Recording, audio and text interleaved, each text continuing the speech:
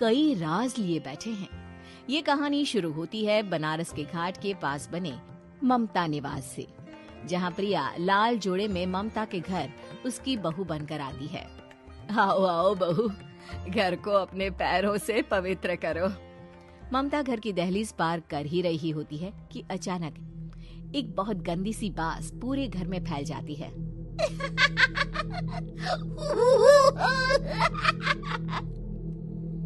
ये बदबू और ये आवाजें, ये कौन हंस रहा है माँ?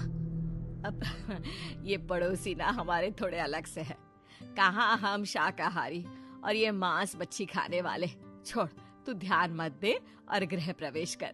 और हाँ बहू, अपनी सास की एक बात हमेशा याद रखना, इन पड़ोसियों से तो कभी बात नहीं करेगी।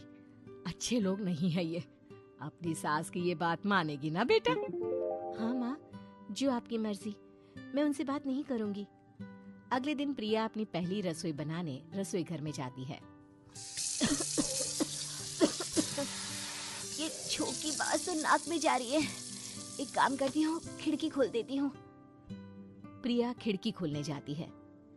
इतने जाले, लगता है इस खिड़की को कभी खोला ही नहीं गया। पर ऐसा क्यों?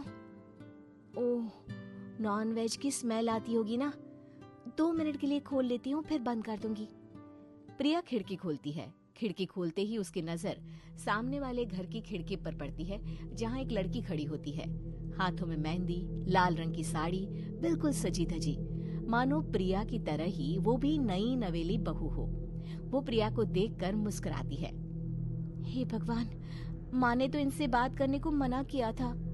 प्रिया फौरन ही खिड़की बंद कर देती है और तवे पर चढ़े रोटी की ओर देखने लगती है, पर वहाँ रोटी न होकर मछली पड़ी होती है।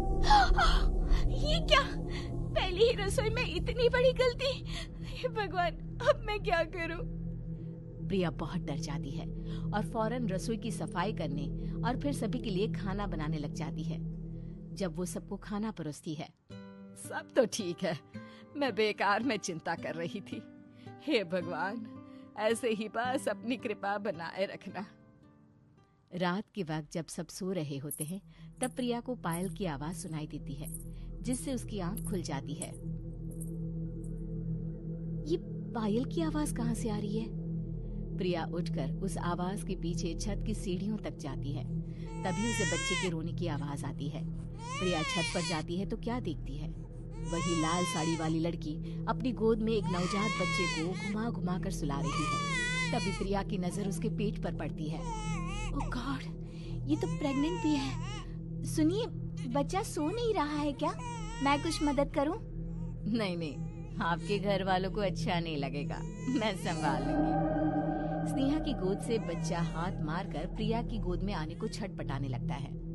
दोनों घर अगल बगल में बने होने के कारण प्रिया उस बच्चे को गोद में ले लेती है। प्रिया के पास आते ही वो सो जाता है। बच्चे का वो स्पर्श रात भर प्रिया भूल नहीं पाती और अगली सुबह वो छत पर कपड़े सुखा रही होती है